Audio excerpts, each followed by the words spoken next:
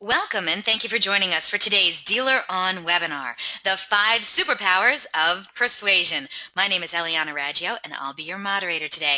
And today's webinar is being presented by DealerOn. For anyone who isn't familiar with DealerOn, we're an award-winning website development company and digital agency best known for our amazing SEO, the best customer service, and the highest converting website designs in the industry, including the brand new Chameleon responsive website platform. We're so committed to lead conversion, optimization, and customer service that DealerOn is still the only company in the industry that is brave enough to offer a money-back lead guarantee program. Does your website company guarantee you a 50% lift in leads or your money back? Maybe you should check us out at our gorgeous brand new DealerOn website at DealerOn.com. And DealerOn is going to be exhibiting and presenting at the upcoming NADA convention in Las Vegas at the end of March. If you're going to be there, stop by booth 6626N. We have the best booth around. And big news for you, everyone at DealerOn is super excited about NADA. In fact, we're so excited. We're running a promotional opportunity to check out our amazing products at DealerOn. So here's the deal. Pre-schedule and attend a demo at NADA with DealerOn, and you're going to get $100. It's that simple. Sign a DealerOn purchase contract at the show, and we're going to upgrade that $100 to an iPad Air 2 or an Apple Watch, your choice. Go to dealeron.com/dealeron-takes-NADA-2016 and fill out the form to pre-schedule your demo today. And you know what? We're going to see you at NADA.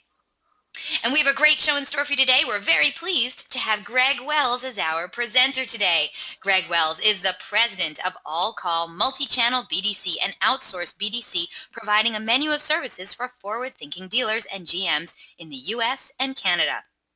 The company provides its dealers a full-service BDC and their industry-exclusive online customer experience tool, VeriShow. All Call is staffed with highly trained expert communicators working in a unique and exciting environment. Their slogan says it all. We are your BDC. Starting his first BDC in 1993, Greg has experienced the evolution of the phone, the internet, and automotive business development centers. Greg has trained and consulted with hundreds of dealerships and thousands of dealership frontline employees.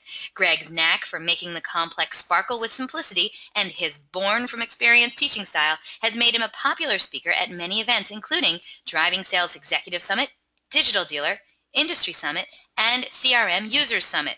Greg can be reached at greg@myallcall.com or on his cell anytime, 859-983-0370. During the presentation, if you have any questions, please use the question feature located on the corner of your screen to submit them. At the end of the presentation, we'll answer those questions of general interest. If we're unable to get to your question live, we're going to try to respond by email later today. Also, don't forget, a link to download a copy of this webinar recording will also be emailed to you later today for your reference, and please feel free to share it with your friends and colleagues. And guess what? Our good friends at All Call, they're giving away an amazing prize today on the webinar. One of you lucky webinar attendees is going to win an Amazon Echo. It is so cool. Your life is totally not going to be the same once you get one of these. I know, because I have one, and it's awesome. You have to be on the live broadcast to win it, though, so stay tuned. You could be winning this sweet prize today. Also, at the conclusion of the webinar, you're going to receive a short survey. So fill it out, because we're always looking for quality feedback from our audience. Today, we're going to randomly select a couple of people from all those completed surveys to also win some Google prizes. And hey, do you tweet much? We hope you do. We'd love to see what you have to say about today's presentation, so tag us in it. You can use hashtag DealerOnWebby. I'm at Eliana Raggio. You can also hit up Greg Wells at Greg Wells BDC. We look forward to seeing what you're saying. So let's get started. Let's learn about the 5 superpowers of persuasion. Greg Wells, so glad to have you back on the show. How are you, my friend? I'm good. How are you? I'm doing great. And to be quite honest with you, when you told me that this was going to be the title of your show, I was like, wait, there's 5 superpowers of persuasion? Like, I literally could only come up with 2. So I'm very excited to know what the 5 superpowers of persuasion are. And I know we have a lot of people on today's show. Looking forward to hearing the same. I know you have a lot to get to. So where do we begin? Well, first I'll tell you that there are 5 superpowers in this powers of persuasion in this webinar, but the person I've met that is the most persuasive would be my wife, and she only knows one superpower of persuasion, and she has mastered it. Are you going to tell me what that superpower is? No, we'll save that for another day. Okay, So got it. Over drinks. My friend. Okay. yeah. So what I hope we learn today, some objectives. The first is just the content we're going to look at today is very basic. There's really nothing original in here. It's just time-tested ways to be good on the phone. Really, this is really centered around the telephone. Although everything would migrate to the showroom, to an email, really however you're communicating with someone. These basic fundamentals will make you that expert communicator. Also want to show you how to control a call. Whoever's controlling the call, or whoever's asking the questions is controlling the call. And of course, we want to be able to set more appointments, and then at the end we'll have a question and answer session for any questions you have about the content today. We're going to start out with this. Everybody has seen this. This is the impact of communication, and we know that communication is primarily visual, right? It's body language, semantics, facial expressions. This is really how we communicate, and it's how we learn to communicate. We were fluent in body language as toddlers way before we could talk. 38% of communication is vocal. It's voice inflection. It's tonality. And again, we learned in that order. We learned body language, and then we started to learn how tonality affects communication. I've got a 3-year-old granddaughter. She could communicate with us way before she could talk, and that was all body language. And she learned what tonality meant. She learned the difference in Emma, don't do that, and Emma, stop that. Right? She learned tonality. Then finally, we learned words. And you know, we think words are everything, but as far as communication goes, you know, it's really how you say it and what your body's saying. Now, when we get on the telephone with someone, you look at this, you realize, well, gosh, we lose 55% of our impact when we get on the phone, because now the body language is out of there. So tonality and the words, they mean everything on the telephone. And then think about composing an email. You know, you lose that tonality. So we've just got to really practice and learn how to be persuasive no matter how we're communicating with that customer, whether it be on the phone or in an email, maybe it's a video, maybe it's in a live chat session, or maybe it's even a good old-fashioned handwritten note. So that's what you know, that's what I want to show you today is how to be persuasive, how to be a good communicator when you're not face-to-face with someone. So the first one we're going to start with is a 2,400-year-old piece of wisdom, and that's Aristotle's triangle of rhetoric. And most people have heard of this. It's easy to find information on it. And what Aristotle said, that in any rhetoric where you have a speaker who's persuading an audience, so that's you on the phone with a customer, there are 3 elements that are always in play, and they're ethos, pathos, and logos. And you can kind of see these are Latin words, so you look at the word ethos and you can see how ethics might have come from that word. When we look at pathos, empathy, sympathy, that is really the way the customer feels with what you're saying. And then logos, you see the word logo in there, and logos just means to be understood, right? It's just a clear, simple explanation of what something is. So, for example, when you see the Nike swoosh, you know, hey, that's Nike. It's clear, it's easy to understand. So what Aristotle triangle tells us is that we have to be credible to our customer, and we have to build trustworthiness, and we have to display ethics. There's several ways we do that. First one is to you've got to be an expert, right? Our customers are very knowledgeable. They have a lot of information about your product, about their financing options, about the value of their trade. So customers come to us these days with a lot of information. So you can't let your customer know more about your profession than you do. So you have to be the expert. And by being the expert, you build that trust with the customer. They now see you as a trusted advisor or as an asset, right? Someone that's helping them through this process of shopping or buying for a car. Another way we can build credibility is to be a name dropper. For example, if I work in a Toyota store, the Toyota brand has a lot more credibility than, say, the name of my dealership. So we do things like that to build up our credibility and improve our ethos. With pathos, it's really the customer and are you showing empathy? Are you evoking emotion? Are you playing to the customer's imagination? And the customer's not always going to remember what you said, but they will always remember how you made them feel. So when we're on the telephone, we want to bring the emotion to it, and since we think in pictures and we don't have any body language, we really want to be very descriptive when we describe things, and the customer's going to see that. For example, if I say, Barcelona red Camry, you don't picture the words Barcelona red Camry, you picture the car. So we think in pictures, and I'll show you how we use that on the telephone to persuade our customers. And lastly, logos is just clear, easy to understand, it's logical. So as the expert, you're playing to the customer's emotion, and you're doing so in a clear, easy to understand, logical way. Einstein said, if you can't explain it in simple terms, then you don't fully understand it. So we've just got to take the complexity out of it, make things simple, easy to understand, be credible, and always understand that buying a car is an emotional experience for a customer. If they're shopping online, it's kind of a very analytical process. There's really no emotion involved. So we've got to bring that to the table. We've got to bring that to the table every time we're on the phone or communicating, remotely with a customer.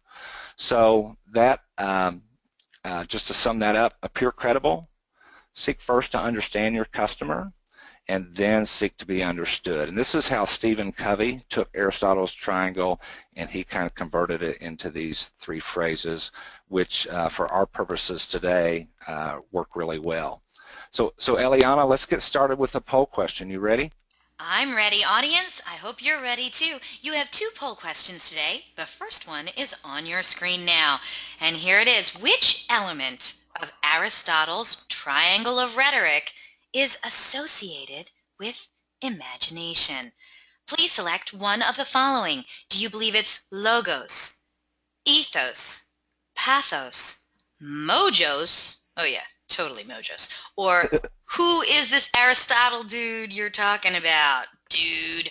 All right, so once we get a majority of the votes in, we're going to close the poll and share the results. We have a lot of people on here today, so I'm hoping all of you guys will get involved with our poll questions.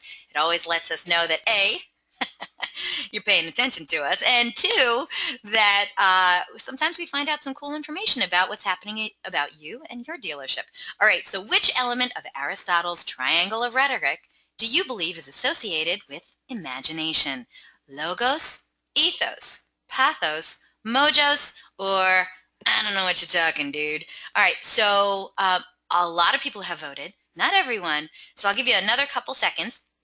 I also want to remind you, take great notes because we have a great prize giveaway later on. Don't forget to tweet out any awesomeness that you might pick up today from our presenter, Greg Wells, and use the hashtag DealerOnWebby. You can also hit up Greg at Greg Wells BDC. And don't forget to tag me. I'm at Eliana Raggio. All that Twitter information is down in the bottom left-hand corner of all of your slides. All right, Greg, if you're ready, we're going to close this poll and share the results. You ready? All right. All right, Yep. Here we go. All right, 24%, so about a quarter of today's audience, think that imagination is associated with ethos.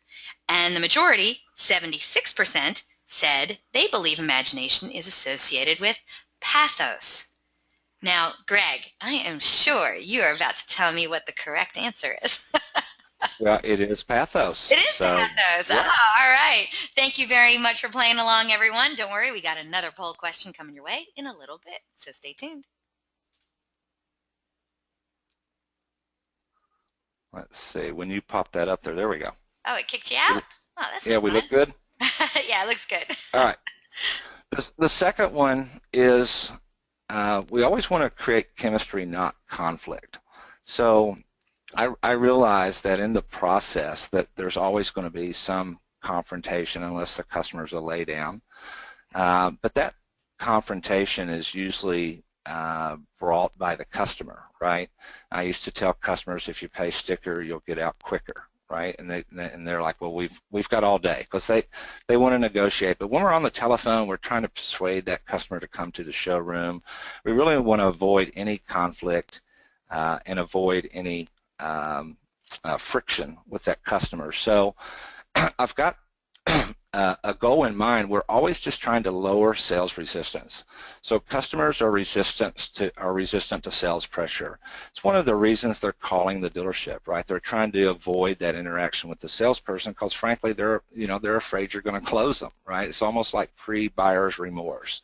So when we're on the telephone, we want to lower sales resistance as much as possible. And we do that in a variety of ways. I've got a model on the screen now. It says see, do, get. And it's not the easiest thing to explain, over the web, but basically it's really the law of the universe that when we think about what we're getting, when we think about results, positive or negative, those really come from our behavior. It comes from our attitude, it comes from our actions, it comes from what we're doing. And that always comes from our perception, right, or our paradigm. So how we see the world determines what we do, and from that are the results that we're getting. So the first thing I would tell you about this is if you are a BDR, if you're an internet salesperson, if you're a salesperson, you have to see yourself as a professional. You have to see yourself as the expert. And from that will come the behavior. The results are kind of preceded by our perception of ourselves and our perception of our customer and the interaction they're looking for. We can plug in some different words here too. We could plug in the words be, do, have. Kind of means the same thing, and it's maybe a little easier to explain here. For example, if I wanted to be a millionaire, well, I can't be a millionaire unless I have $1 million. And I'm not going to accumulate $1 million until I do the things a millionaire would do. My behavior has to allow me to accumulate $1 million.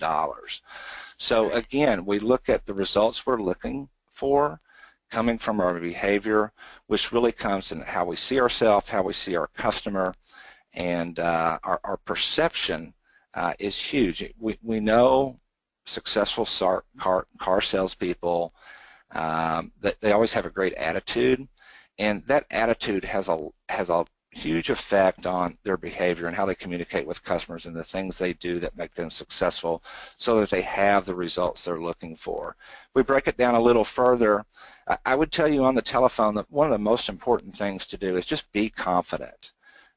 If you're confident, the customer's going to feel that, and they're going to reflect that. They're going to show confidence in you when you show confidence in yourself.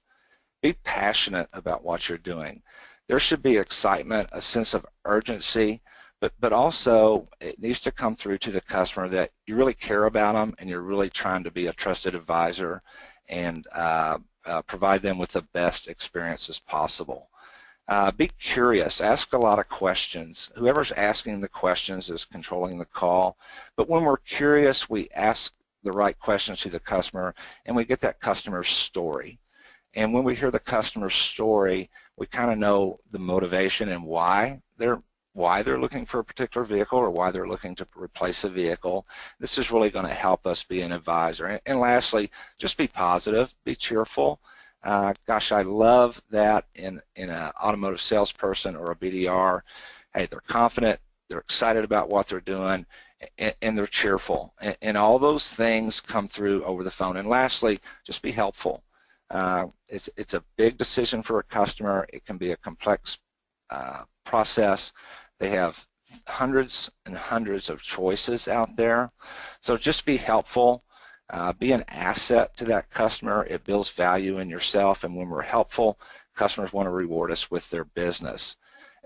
As far as the do goes, always identify your customer. And what I mean by that, for example, if you pick up an internet lead, just take a minute to identify your customer. Who are they? Have they done business with us before?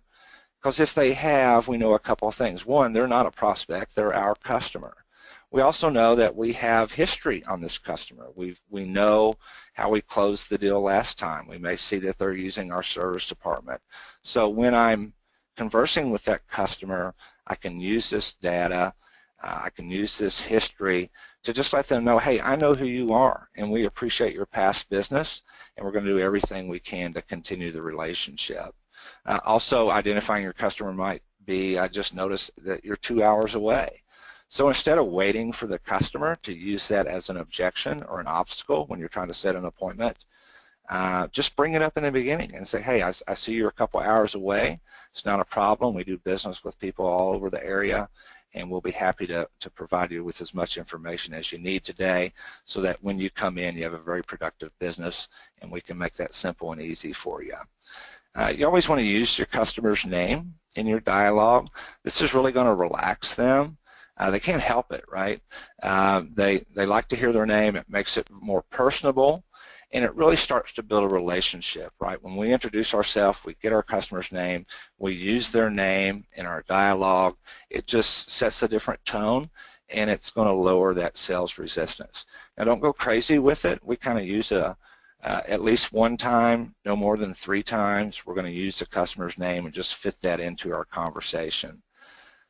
When we're trying to persuade the customer to come to the showroom, set an appointment that they're going to keep, it's better to make them feel served than sold. In other words, we know we don't want to try to sell the car over the phone, so just serve them, help them, find out what steps they want to take prior to coming in and jump in there and help them get through those steps. Maybe we have a car they love, but they still want to research their trade. So offer to help with that. Hey, we've got a tool on our website, or walk them through it and just help them through that process. Maybe they're worried about financing. Hey, we can get pre-approved. We've got a secure credit app on our website. So I'm always just looking for ways to serve the customer, but really what I'm doing is moving them through the process, right? So if they're on a car, it may be their plan to not come to the dealership until they have some more information. I got to jump in, dig in, find out what boxes they're trying to check off so that when I ask for the appointment, that customer is ready. I'll always be the can-do dealer. Don't be the can't-do dealer. Always put things in a positive way. For example, a customer might ask you, well, what are you going to give me for my trade-in? And a lot of us instinctively say, well, you know, we can't give you that information over the phone. You have to bring it in. And it might be their policy to not do business with a dealer who can't help them with that over the phone. So instead of we can't do that, maybe we come back with, you know, our customers do a lot of research on sites like Edmunds and Kelley Blue Book, and you can expect a similar value here. This is normally going to satisfy the customer. Like, okay, you're using the same tools we are, you're using the same guides we are. I did not give them a trade figure, but I also did not tell them I can't help them get a trade figure because I've kind of pointed them in the right direction. Or maybe we just send them a link to the Black Book or Edmunds or Kelley Blue Book tool that we have on our website. Again, you're moving that customer through the process by being the person that can help. And just don't tell them, just never tell them you can't do something. Always find a way to take it out of the negation and put it into a positive spin. And then lastly, explain the process. Customers fear the unknown. So when we explain our process to them, one thing we like to do at all costs, we screen our customers. So if it's an internet customer, we'll ask them, you know, have you ever used the internet to buy a car before? And if they say yes, we're going to say, great, tell me, how did it go? And the customer's going to tell you all the things they liked and didn't like about that process. And in doing so, they're really going to tell you how to sell them a car or how to set an appointment. And they're also going to tell you the things to avoid. Eliana, you mentioned Scott Reiner is on the webinar today. In Scott's dealership, they do a great job of explaining the process when their appointments are there. That's the first thing they do is they sit down with them, say, look, guys, here's how this works. Here's what we're going to do. And they walk them from that point all the way through the end. The customers relax because they know what's coming. They know what the process is. And again, it just lowers that sales resistance. So we move on to the third one, and that is reflect. And this is the one I call every customer's kryptonite. Customers have no way to defend themselves against us when we know how to reflect and reflect properly. So let me show you what I mean by reflect. First of all, we have to listen. When we listen, we can't reflect the customer's meaning if we don't listen and pick up on truly what they're telling us. And there's different levels of listening. So for example, ignoring is actually one of the levels of listening. And ignoring means that we hear you, we just choose not to reply. Another level of listening is pretend listening. So we listen, but we've heard this 100 times for customers, so we're just waiting for them to stop talking so we can come back with our brilliant comeback, right, that we've been taught. I get in trouble as a pretend listener sometimes. I'll ask my wife, how did your day go? And it takes her 10 minutes to tell me about the first 10 minutes of her day. And I kind of start to glaze over, and when I get in, I'm watching ESPN out of one eye, and I'm listening to her, and then where she gets me is with something like, so what do you think? And I'm like, oh, shoot, I don't know, because I wasn't really listening. I was just pretending to listen. Another one is attentive listening, and this is where most adults are.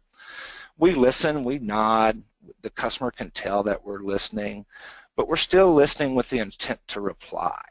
We're listening to the customer, and we're thinking about, okay, again, I've heard this 100 times, and I'm just waiting for them to stop so I can say this or that, whatever comeback I want to use. So we're really listening, but we're just waiting for them to stop talking so we can start talking. Now the highest level of listening is listening with empathy. This is when we listen with the intent to understand. We can put ourselves in the customer's shoes. We can think like our customer, and we can actually imagine ourselves being in their position. When we listen with empathy, it gives us the ability to repeat and reflect the customer's meaning, but also the customer's emotion.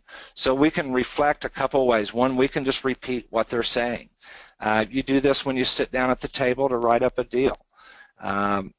What's your address? 701 Yukon. You might just repeat that, 701 Yukon Avenue, right? The customer knows that you're listening, and they know that you're getting it right. We can rephrase content. So if a customer tells me, I'm driving a 2015 Dodge Charger, and I'm paying $600 a month. I'm spending a couple hundred in gas. I'm spending a couple hundred on insurance.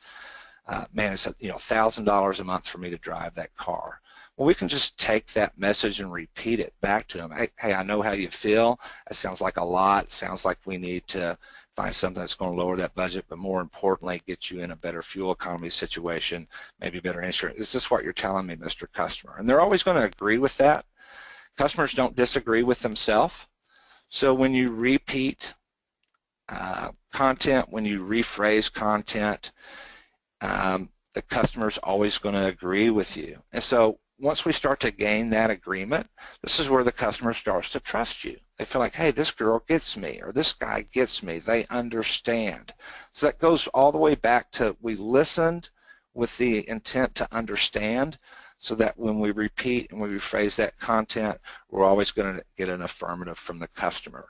And I say it's just we're trying to turn them into a bobblehead, right? We're just trying to get that head bobbing, getting them to agree, so that when we do ask for the appointment or we do ask for the business, customers are a lot more agreeable, and we win a lot more calls, and we set a lot more appointments, and we sell more cars that way.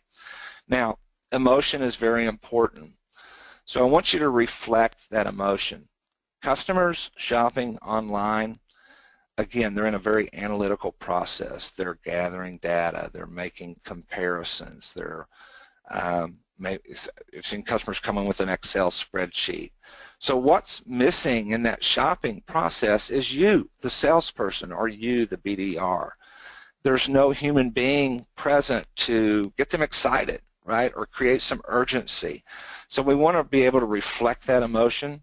With the charger customer, we say, oh man, I understand how you feel. That's a lot of money. A lot of our customers have felt the same way. But what we found is once we can get together with you, we'll find a car that really meets your lifestyle. I'm sure we'll have no trouble fitting it into your budget. Really our success depends on our ability to do that. Right, so I'm bringing that emotion back to the customer. So now I'm rephrasing content, I'm reflecting emotion, and basically I'm building a relationship that's based on trust. And the trust comes when the customer feels like you understand them, right? The minute they start to sense that you really get them, you understand how they feel, the position they're in, what they're trying to accomplish, it's at that moment and not before that they start to trust you. And of course, that really boosts your ethos. You become more credible. And you did it through the pathos, right? Through really reflecting that emotion in the customer's imagination. And your logos is there because you did it in a clear, easy to understand answer. I want to show you something here. This is old stuff, right? Feel, felt, found. I don't know where it came around, how long it's been around. I saw it first in a Dale Carnegie book, I believe. But feel, felt, found is the way we reflect emotion. And it's just this simple. Hey, I understand how you feel. A lot of our customers have felt the same way. But what we found is, and boom, you give them your solution. You don't necessarily have to use the words feel, felt, found. You can say, oh man, I know what you mean, right? I had a customer the other day in the same boat. So it's the same process, feel, felt, found, but it's a great way to show empathy, and it's a great way to boost your trust with that customer. Again, it's all about them trusting you as an advisor, believing what you say. It's only then will you be able to persuade that customer. 4, speak. We're rolling through these, Eliana. Number 4, speak the language of the brain. So this is fun. This is one of my favorite things to talk about and learn about, but also to put into practice. So you can divide our brain into 2 halves, the left side of the brain and the right side of the brain. The left side of the brain is very analytical. It's where logic comes into play. It's designed around precise details. So that online shopper is in a very left brain process, right? Because this is what they're doing. They're trying to make sense. They're trying to put logic behind the data they're looking at. They're very analytical, and they're getting into the precise details of what maybe something cost, what they think their payment might be. And these are all come from the logos part of your conversation with the customer. The right side of the brain is all about pathos. It's about empathy. It's about imagination, emotion. The right side of your brain is very creative. It's very intuitive, and it kind of sees things in the big picture. And we really think, again, we really think in pictures. So, Eliana, I think we've got another poll question. So let's do that. Yes, we do. All right, audience, you have your second poll question, your last poll question, actually, of the day on the screen now. We want to know what you think. We want you to finish this sentence. The right side of the brain is primarily focused on, that's right, please select one of the following answers: precise details, logic, imagination, analytics, or logos. Once we get a majority of the votes in, we're going to close the poll and share the results. And yeah, one of those is actually the right answer. So the right side of the brain is primarily focused on, which one of those answers do you think is the correct one? Once we get a majority of the votes in, we're going to close the poll and share the results. And by the way, if you have a question for the great Greg Wells, send those questions in. We want to help you be more persuasive, all right? So get those questions in. We're going to be getting to the Q&A session after Greg's presentation. And you're right, Greg, you are flying through this, all right? Audience, thank you so much. Ooh, almost everyone has voted now. So Greg, Oh, we still have some more votes coming in. Greg, if you're ready, I will close this poll and share the results. Are you there? Yeah, I'm here. Okay. All right, let's close this poll. Audience, thank you so much for your votes. It really, really means a lot to us. All right, no one picked precise details. 6% of today's audience believe the right side of the brain primarily focuses on logic. But the majority, 74% of today's audience, think it's imagination that the right side of the brain is focused on. Only 14% of today's audience believe it is analytics, and the remaining 6% think it's logos. So, my dear friend, Greg Wells, what is the correct answer? Hey, majority rules, imagination. Imagination. Oh, see, now I might have gotten that one wrong as well. Audience, thank you so much for your votes. And like I said, if you have any questions for today's DealerOn webinar presenter, send them on in. We're looking to get a really great, robust Q&A session going after Greg's presentation, which is coming to a close pretty soon. So hopefully we'll hear from you. Thank you so much. Okay, so we're still in the speak the language of the brain, and I talk about this every day with our employees. When we're in the discovery mode and we're trying to learn about the customer and we're trying to get their story, we want to use the who, what, when, where, why, and how questions. And I remember when I was a little kid, something we were taught in elementary school, and it was to learn all the answers beneath the sky, go to your friends, who, what, where, when, how, and why. So how we phrase the question has a lot to do with how the customer is going to respond. So for example, if I said to a customer, would you like to schedule an appointment for a test drive? The customer's brain is looking for a yes or no. It's looking for a yes or no answer. And they could say no, right? Because maybe they're not ready. They may say yes, but I don't want to take that chance. So a better way to ask that question would be, hey, you know what, sounds like we just need to get together. When are you available to come in for a test drive? Maybe it's the trade-in where you say, you know, do you have a trade-in? That's a yes or no question. A better way to approach that would be, what are you driving now? Oh, really? Tell me about it. How long have you had it? Where did you get it? Has it been a good car? And then why are you trading it in, right? What has happened to make you want to replace this vehicle? And when you do that, there's always a story there. So, you know, why are you trading your car in? Well, it could be, it's usually got a wife, lost a wife. You know, got a job, lost a job. Got a camper, lost a camper. Had a long commute, now I got a short commute. And we learn why the customer is in this process. And when we do that, we're going to be a much better advisor when we understand really the emotion behind it. And there's always emotion behind it. That your vehicle's like the family dog. It's part of the family. It's how we get to work. It's how we get to grandma's house. It's how we get to the grocery store. It's how we get to church. It's a big part of our lifestyle. It's a big decision for customers, and they really fear that they're going to make a mistake. So let's get the story by using the who, what, when, where, why, and how questions. We do this when we're in discovery mode. There is a place for the either or and the yes or no questions, and that's coming up in a bit, and that's really when we're trying to close the deal. Remember, people think in pictures. And when we ask who, what, when, where, why, and how questions, people picture that. They can't help it. So if I tell you right now that I'm driving a 2012 Nissan Maxima, I picture my car. I think about that car. And the same thing goes when we're talking to them. The brain cannot not do something. So when we're descriptive and we're asking questions that will pull the story out of the customer, it really is like showing a movie, right? It's like that there's a screen in their right brain and you're showing them a movie, and you're just doing that so that we can bring emotion into the process.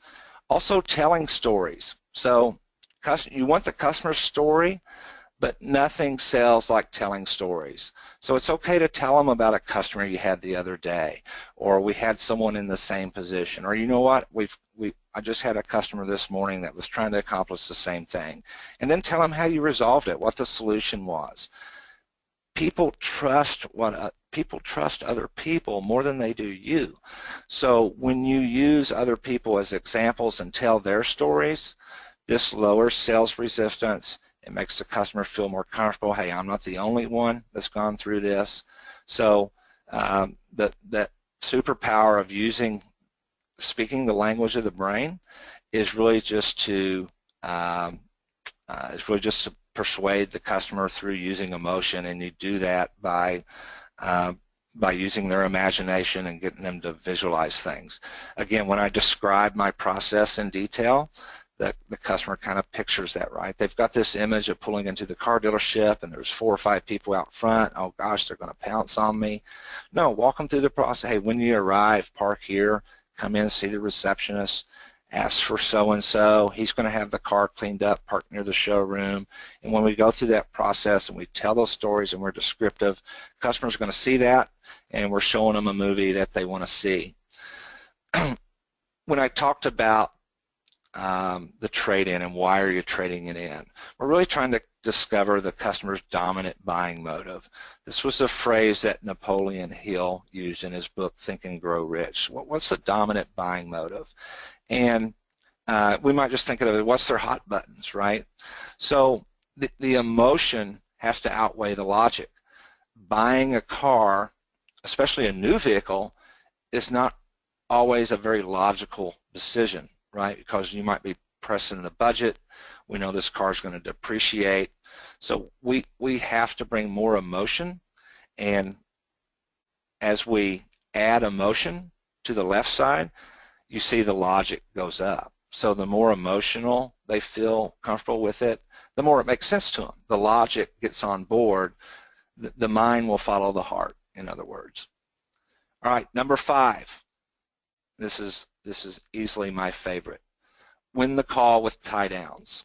So tie down is a statement that suggests a yes, isn't it? And I turned that statement into a tie down, didn't I? And I did that by just adding a question to the end of it, right? So really you could take any statement and turn it into a question, couldn't you? Because I just did it again, didn't I? So now you kind of see what I'm doing, don't you? Because you're on to me, aren't you? So all a tie down does is suggest a yes. So instead of maybe saying, do you like this color? I might say, you like this color, don't you, Eliana? And I tie it down.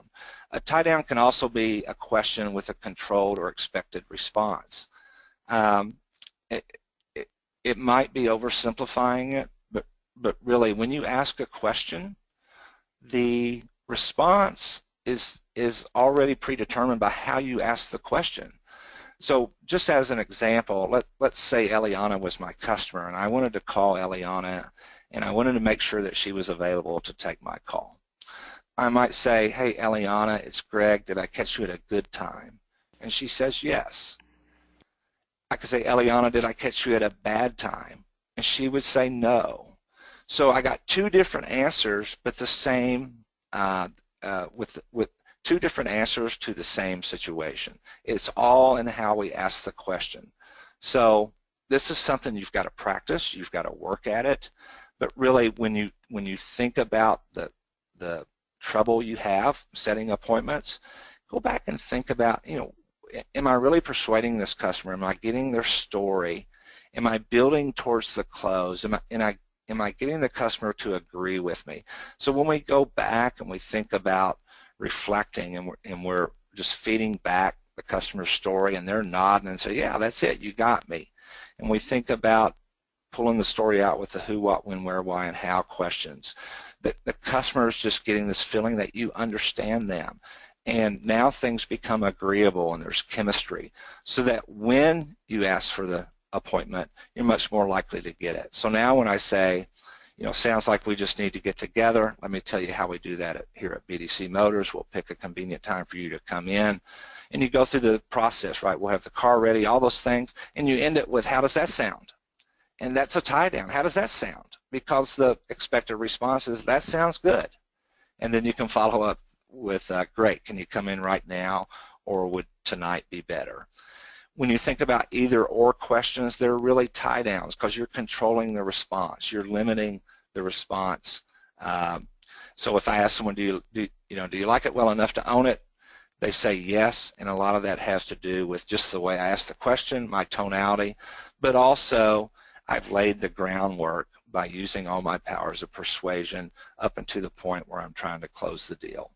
So that's it, Eliana. There's some resources out there for people. There's a lot of good information on Wikipedia and Google about Aristotle's triangle of rhetoric. We blog pretty frequently on our website on topics like this. And then also I've learned a lot of what I've shared with you today from a book called The 7 Habits of Highly Effective People. I'm sure everybody's heard of that book. It's been around since the 80s. It's a great read, and I read it about once every year or two, and every time I do, I just learn more. So I think it's just a great resource. It's not a car person book, but you can take everything in that book and easily see how they how they translate into what you're trying to do every day in the showroom, trying to move those cars. So those are some great resources. Some action items for you. Go back, look at your scripts, look at your call guides, and look for ways to weave these practices into your process.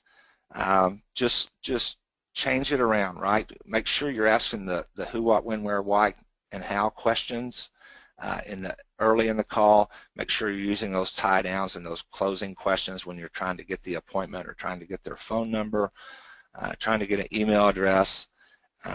If you do the groundwork, if you build your ethos, the customer feels like they get you because you reflected, you played it all back to them, and you use discovery words, and then you go to close. You'll find the close is much easier because the whole process has been designed to create chemistry with the customer and gain agreement.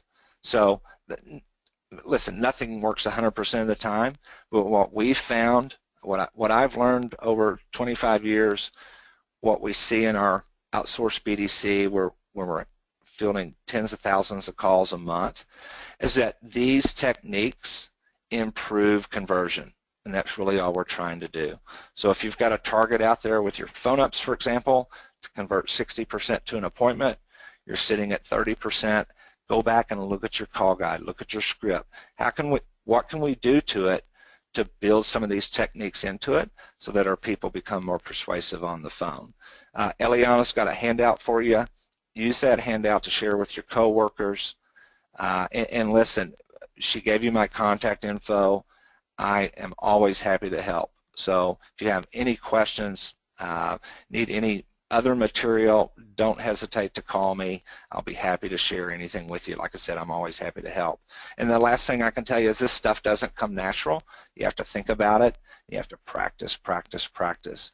It is through practice that we master these techniques at all call, and it's only through practice that you'll be able to master these techniques in your dealership. Again, we have to learn these skills, but once they're acquired, they'll stay with you forever. And you also find that they work in your personal life too, right? We can be persuasive at home, at church, in the community. These are all techniques to help you be that persuasive person. And we all want to be persuasive because we all know what we want and we want what we want. And these 5 superpowers will certainly help you accomplish that. So Eliana, it's time for some questions. It is. Well, almost. Good job, Almost. good job. Right. Yes, by the way, Scott wrote in, he says, great job, Mr. Wells, and David Sharp wrote in and says, I'm reading that book right now, the one from Stephen Covey, by the way. Oh, cool. So we already have some fans of those. But yes, audience, we need your questions, so send them on in. We want to help you be more persuasive. So send those questions in. Maybe you have a scenario you want to run by Greg Wells and see how he would handle that situation. Write on in, and we're going to get to that Q&A session very, very shortly. Before we do that, though, it's that time. If you missed it at the beginning of the webinar, I announced that our good friends over at All Call giving away a really cool prize today on the webinar. You can go to that next slide, Greg, if you wouldn't mind. one of you There we go. lucky webinar attendees is going to win an Amazon Echo. It is so cool. Seriously, I have an 8-year-old kid, and my kid plays with the Amazon Echo every day, asks it questions, it'll play a game. I mean, it's really cool. It is a cool, cool thing to have in your house, all right? So all you have to do is be the first person with the correct answer to our giveaway question. So get ready, get to your keyboards. Come on now. First person that writes in that correct response is going to be winning this sweet prize today. If you are a vendor, we do appreciate your attendance today, as always, on all of our DealerOn webinars, but we're going to ask you to sit this one out. This prize is intended for dealership personnel only, but we do love having you here. All right, but for everyone else, good luck, everyone. And just so you know, this is not an easy question.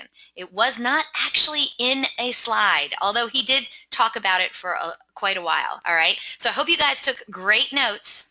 Here we go. Here's your question. Good luck, everyone. Of the 5 levels of listening that Greg covered earlier, which describes listening with the intent to understand? Now, we're not looking for a number. We're actually looking for a word. Actually, 3 words. But I'll take 1 word if you give me the right word. Okay, so let me repeat that. Of the 5 levels of listening, and remember, it was not on a slide. These words were not on a slide, so you had to hear. You had to listen with intent. Isn't that Yeah. funny? Okay, so the 5 levels of listening that Greg covered earlier, which describes listening with the intent to understand. I'm going to scroll back up here and see if one of you people got it right. Let's see. Whoa! Somebody did get it right. Tess Rocha. Rocha? I don't know how to say that last name, but Tess, you are our winner. Tess wrote in empathy, and I'll take it. The answer was listening with empathy. Congratulations, Tess Rocha. However you say it. Tess, you're a winner in my book, my friend. Write on in. Let me know what dealership you're from. Congratulations, Tess. Not a lot of people got that one right, just so you know.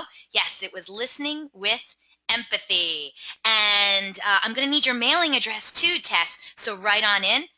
Tess is with Turner Toyota. Congratulations, Tess. You are the winner today. We got to thank everyone for playing along. We had a lot of people that played along today. Thank you so much. And don't worry, I know you didn't win today, but it's okay because you know what? We give away really cool prizes every week, every Thursday on every DealerOn webinar. So come on back for another DealerOn webinar, and who knows? That could be the day you're our lucky winner, all right? But today it is Tess, so congratulations, Tess. And of course, we got to thank our good friends over at My All Call for their incredible generosity. That's a really cool prize. Enjoy it, Tess. Don't forget to write on in your mailing address, okay, my friend? Let me write this in. Turner Toyota. Okay. Now, we don't have a lot of questions that came in for you, Greg. I assume it is because you did such an excellent job of explaining every single detail of the 5 superpowers of persuasion. But if I'm wrong, write on in and give me a question for Greg. But I do have a couple questions for you, Greg. So if you're ready, go to that next slide, if you wouldn't mind. Okay. Okay, your first question comes to us from Allison. Allison says, how much talking should we let a prospect do before we take over the conversation and start asking questions? Well, that's a good question. Some customers, man, it's like they want to give you their life story, right?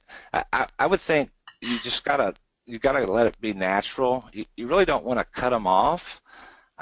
So you gotta let them get it all out. But listen, if they're talking, this is an opportunity for you to learn. So if they're a lot of customers start out with, well, what happened was, and they tell you their story. So listen to that story. If you've got that customer that's really long-winded, really a time waster, you're not getting anywhere, they're just babbling on, I think it's okay to take back control of the call and just say, hey, listen, let's get back on this car.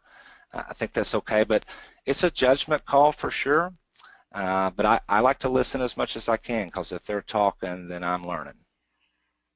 All right, Allison, thank you so much for the great question. And unless another question comes in, this is our last question is coming in right now. This one is Tom from Tom. And Tom says, are there any exercises we can do or download to be better at these 5 powers of persuasion? Greg, what would you suggest? How does somebody get better? I know you said practice, but how do you practice? Well, it's role play, right? And this is just something we don't do enough of in our business. We talk about it and we always say we're going to do it, but it's really just getting with your buddy or getting with a coworker and practice, right? You've got your call guide or your script in your hand, and let them call you on your cell phone and just be the customer and just practice through it. I really prefer you practice with each other instead of practicing on your customers. But again, this is such a dynamic topic because, first of all, we know customers don't always know their lines, right? We've got our script, we've got our call guide. The customer's totally, on their own program, and they have their own agenda. So it takes some salesmanship, it takes some skill to be able to think on your feet, but also it's just through practice and repetition that this just becomes the way we talk to people. And this is what I'm always trying to accomplish in our business is train, train, train to the point that it becomes instinctive.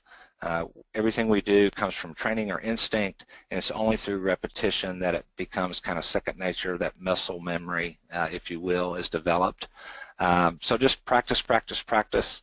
Find a buddy, find a coworker, just practice until you feel really good about it. But listen, when you do get on the phone with a customer, regardless of your skill level, be confident. They don't know if you're making a mistake. They don't know if you're off target or off script. So just be confident, be the expert, get the practice in when you can, and I think you'll do great with these, with these techniques.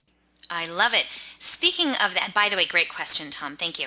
Yeah. Last question comes to you from Ben. Ben says, do you have any advice for best practices with customers that only want to email? That is a great question because there are people like that. They don't want to get on the phone. They just want email. Yeah, well, that's tough, right? I mean, even for us, that's a tough situation.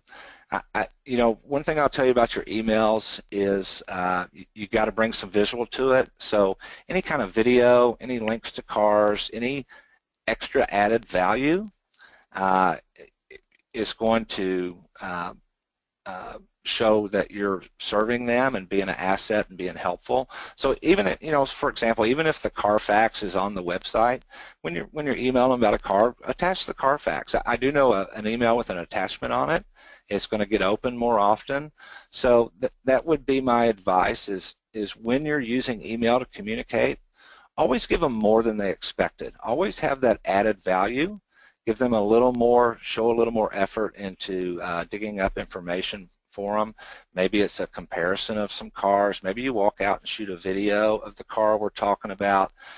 Maybe it's the service ROs, the Carfax history. Just look for ways to add value to your email because you don't have that tonality, you don't have that body language. So we have to bring some visual stuff into it, and we do that by providing, just providing value-added piece components to your email. Agreed. Thank you so much. And Ben, great question. I really appreciate it. So, Greg, Yeah. I think, in my opinion, of course, albeit non-expert opinion, I think today's presentation was filled with lots of ethos, pathos, and logos. So thank you. Oh, you're welcome. You're welcome. Um, Enjoyed it very much. Ben says, thanks for your help. I look forward to more of these. And Dino says, this was great. Thanks. And I have to agree. Thank you so much, Greg, for being here. I always love having you on my show. Let's not Oh, go you're too welcome. long before we do it again. Okay, my friend? I'll be ready. All right, I know you will. I want to remind the audience a link to download a copy of today's webinar recording is going to be emailed to you later for your reference. Please feel free to share it with your friends and colleagues. Don't forget, you can also download immediately the handouts. In the handout section of the GoToWebinar interface is this slide deck from Greg Wells. So if you want to download it, you still have a few minutes to do that before we close out the show. Just check out the handouts section of your GoToWebinar interface. Also, this webinar recording is going to be posted online within 24 hours. So just go to DealerOn.com/webinars and view our upcoming webinar schedule and access any of our past webinars too. And yeah, this webinar is going to close in just a moment. When it does, you're going to get a short survey. We are asking you to please fill this out. We're always looking for great feedback from our audience. We want to know what you thought of Greg Wells' presentation today. We're going to randomly select a couple of people from all the completed surveys to also win some Google prizes.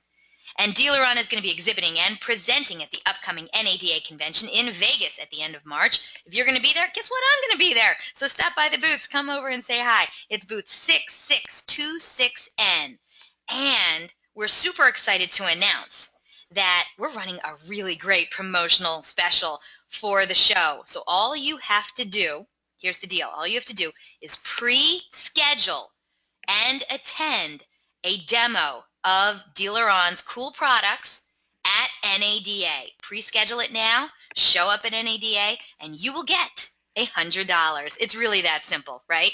And hey, if you wind up signing with DealerOn, if you sign the contract at the show, we're going to upgrade that $100 to an iPad Air 2 or an Apple Watch. We're not messing around here. We're serious. You're going to love what we have to show you. And we know it. We're putting some money behind it. So go to DealerOn.com/dealeron-takes-NADA-2016. Well, I'm sure there's a button on the homepage too. Fill out the form to pre-schedule your demo today, and we will see you at NADA. And invitations will be going out tomorrow for our next DealerOn webinar. Yeah, it's going to be, the next Thursday is actually St. Patty's Day. So, of course, we had to work something into there, right? So it's finding your pot of gold with video email. In the automotive world, video has finally caught on as a powerful sales tool for all sales professionals. After all, what car shopper wouldn't love a personalized video? It's far better than any autoresponder you might currently be using, right? However, many internet departments or dealerships find it difficult to make effective, eye-catching videos. Do you know how to effectively use videos in your emails to sell more cars? In this eye-opening presentation, Matt Koenig will show you how to stand out from the competition and get your current customers back to buy again with fast and easy video email strategies. It's not luck. It's your video skills that will bring swift and dramatic results.